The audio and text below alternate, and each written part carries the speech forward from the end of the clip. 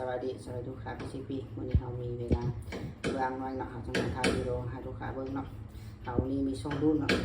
มื้อนี้เราประกอบว่าทางเรามีหลายรุ่นอยู่ให้มื้อนี้เราประกอบว่าทางเราประกอบด้วยช่องรุ่นมีรุ่นหนึ่งใหม่สุดๆเนาะเป็นสีซ้ำเนี่ยนะตอนไว้เราจะมาเบาลูกค้ารีวิวลูกค้าเบิ่งลูกค้าเงินเนาะรุ่นตัวเอเนาะรุ่นตัวเอเราจะประกอบทำเวลาลูกค้าดูเสียงขวัญเนาะรุ่นนี้อันนี้ดูเสียงขวัญนี่làเราอันทั้งคุณมุนเนาะทางนี้ทางคุณมุนทางอาดูคุณมุนđấy bào pẹt pẹtเก็บเสียงที่อันเต็กเนาะเราข้างในนี่เนี่ยมันจะเป็นเราโพลีกอนเนาะเราโพลีกอนให้ตรงเราบล็อกอัพเกตอันนี้เราประกอบทำไม่ได้เนาะกล้องจังเป็นกล้องมาคุดเนาะกล้องกับกล้องทำไม่ได้เนาะเด็กก็เด็กทำไม่ได้เนาะแต่ว่าน่ะซูเฟรมก็คือกันกับอันตัวเรานี่นะข้างในนี่นะมันจะดีกว่าถ้าต้องเราบล็อกอัพเกตเราก็จังบอกว่านี่เรื่องยิงมันได้65 70 เมตรต้องเนาะอันนี้เนาะเราเบาแท้เนาะมันจะเป็น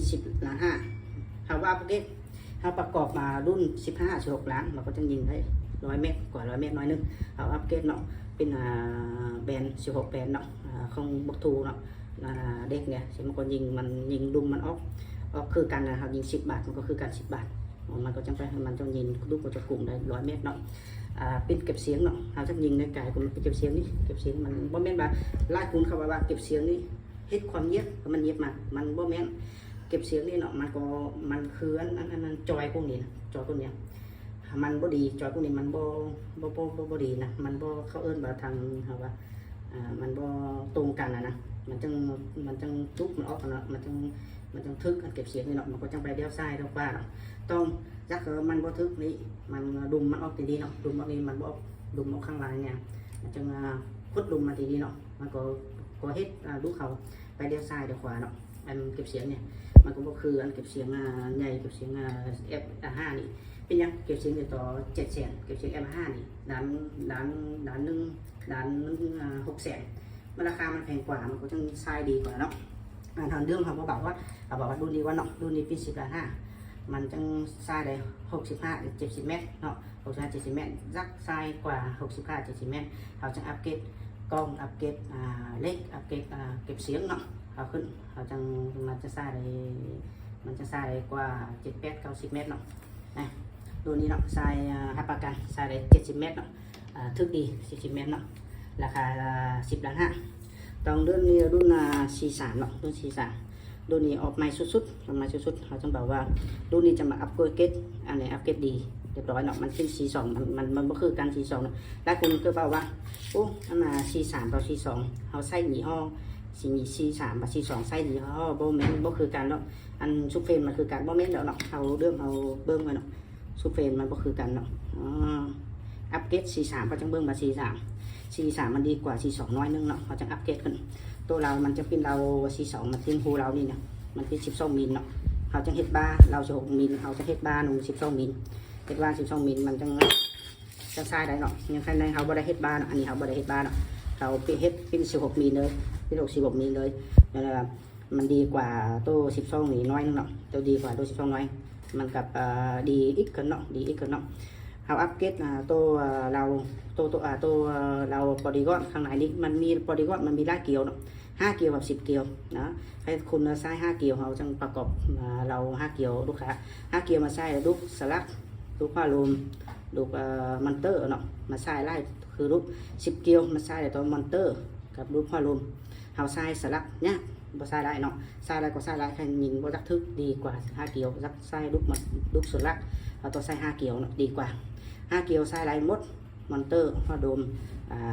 สลักเนาะเขาให้ประกันนี่เขาประกันตัวC3เนี่ยเขาอัพร้อยอัพเกรดเนาะดีสุดเนาะเขาให้ประกันยิงได้100 กว่า 100 เมตรเนาะทึกดียังบ่ทึกส่งมาเฮาเนาะส่งมาเฮาส่งเงินให้แล้วอันเรานี่เราเป็นเฮา16 มิลเขาจะเบาดึงม้วนเขาเบาม้วนเนาะเพราะว่าลูกค้าเอาเมืองไปปลามันบ่มีดุมเนาะมุดดุมถอดออกอันนี้ถอดเราออกตับโตก็ตายได้มันแข็งมันดี16 มิลได้อันเนี้ยเบาดึงม้วนเนาะมันดีกันอีกเนาะน้ำหนักมันขึ้นน้อยนึงมันบ่มันเรา16 มิลเขาเฮ็ดบ้า12น้ำหนักมันจะเบาลงน้อยเขาบ่เฮ็ดบ้าน้ำหนักมันจะหนักขึ้นน้อยนึงให้มันดีอีกขึ้นเนาะ อันนี้เป็นตัวล็อกมันเนาะตัวล็อกมันเขา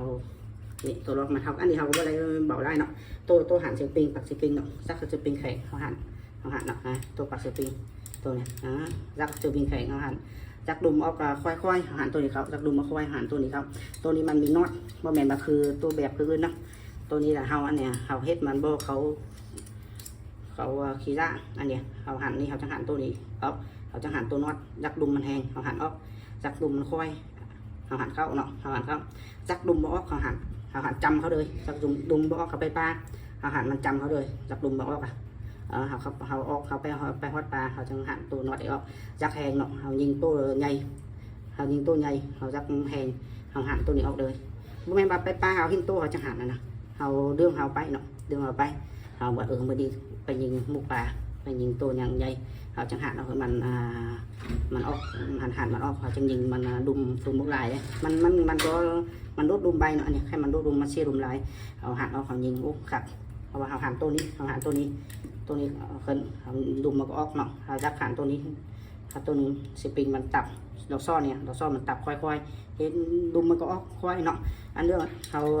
ขาสักยิงทึกกลุ่มดีมันก็ปิ้งน้ำช่องสปริงนี่เขาหันเขาแหงเขาหันเขาแหงตัวดอกซอข้างหน้าเนี่ยเขาหันเขาแหงตัวดอกซอข้างล่างนี่เขาบัดหันนุ่งค่อยมันตับตัวเองมันตับบ่พอดีกู้มือต้องเขาหันตัวเสือปิงข้างหน้านี่กับตัวเสือติงข้างล่างนี่มันตับมาพอดีกันตับพอดีกันมันดุมมันออก10 บาทมันคือกัน10 บาท20 บาทมันออกคือกัน20 บาทมันจังได้มันจะกลุ่มดีเนาะมันยังได้เรื่องอยู่ใครต้องว่าเหมือนที่เฮาเวลามันก็บ่มีเฮาเบาคืนแล้วลูกค้ามักเสีย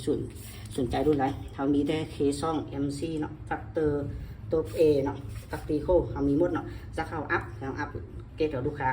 ดังบาลูกค้าติดนักทำเวลาที่เฮาก็เฮ็ดทำเวลาแล้วก็อัปเกรดเฮาก็อัปเกรดให้ลูกค้าเนาะมันคือนำเรื่องเงินเฮาเนาะเงินเฮาล้านเฮาอัปเกรดเงินเฮาพอเงินเฮาบ่มีเฮาก็บ่อัปเกรดเนาะเฮาใช้ก็ได้เดี๋ยวใช้60-70 เมตรก็ได้ความมีเงินเฮาอัปเกรดเฮาใช้กัน100 เมตรเนาะโอเคขอบใจลูกค้าคนอันสีซ้ำนี่เนาะมันจะบอกว่าไลท์ออเดอร์เนาะดูสีช่องมันมีเนาะคือมีเฮาเฮ็ดมาแล้วเฮาเฮ็ดมา10 ชุด20 ชุดลูกค้าสร้างมีให้ดูสีซ้ำเนี่ยไลท์ออเดอร์เนาะลองโตสีซ้ำนี่นะเฮาส่งไปให้ลูกค้าอยู่รัก17 แขนเป็นจังอ้ายก็อ้ายลูกค้านะลูกค้าก็ออเดอร์อะไรเดือนนึงกว่าเดือนนึงเลยแล้วให้ต้องมาออเดอร์ก็บัดจำเฮาล้านนึงเนาะคนละ500,000หัวล้านนึงให้ต้องมาเครื่องมาเขาจังซุ่มกับลูกค้าเขาอัพเขาประกอบเขาจังโทรลูกค้าว่าเครื่องได้เดี๋ยวเขาอัพเกรดเขาประกอบกล้องเนาะเขาประกอบแบบกล้องไว้ทางเตอร์เนาะเด็ดยังเขาแบบเขาประกอบมาเขาจังเบาหมดเนาะเขาเบาหมดนะต้องไล่ลูกค้าบอกว่าประจำแบบนั้น4-5 มื้อบ่เห็นเครื่องมา6-7 มื้อเป็นเครื่องมาห้อนใจบอกว่าเขาไปตรวจพวกเขาไม่ไปตรวจเขามีเครื่องเนาะเขามีเครื่องเขาโทรลูกค้าเบิ้งหินมีเครื่องมันยักเขาเอาออเดอร์มีซีซัมเนี่ยยักไส้ซีซัมเขาออเดอร์มาก็ท่าเดือนนึงกว่าเดือนนึงจะจังมีเขาก็เบาเขาเบาก็เนี่ยเขาไม่เบาว่าเขาก็เบาเลยคนเดินลูกค้าเลยซักเขาออเดอร์ประจำเขา500,000 ล้านนึงเขาจะออเดอร์มาเดือนกว่าเดือนนึงมาฮอดเขาจังโทรเขาประกอบเขาจังโทรลูกค้าเบิ้งจังซุ่มไปลูกค้าเนาะคนเดินมักสนใจเรื่องไหนคนเดินมักอะไรเสียโทรมาวัดแอปเขาเนี่ย020-976-88-224เนาะโอเคขอบใจลูกค้า